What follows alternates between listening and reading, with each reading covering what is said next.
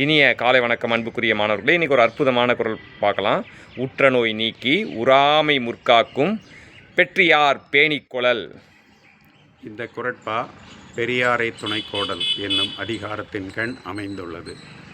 ஓர் அரசன் தன்னுடைய நாட்டை சிறப்பாக ஆட்சி செய்ய பல உதவிகள் தேவைப்படுகின்றன.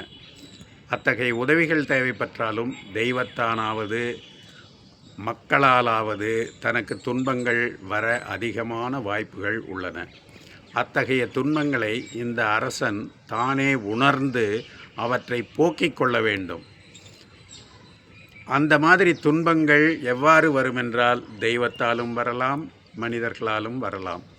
அதே போன்ற துன்பங்கள் மேலும் வராமல் இருக்க உய்த்து உணர்ந்து ஆராய்ந்து அந்த துன்பங்களை போக்கும் வழிகளை சொல்லக்கூடிய நல்ல சான்றோர்களை துணையாக கொள்ள வேண்டும்.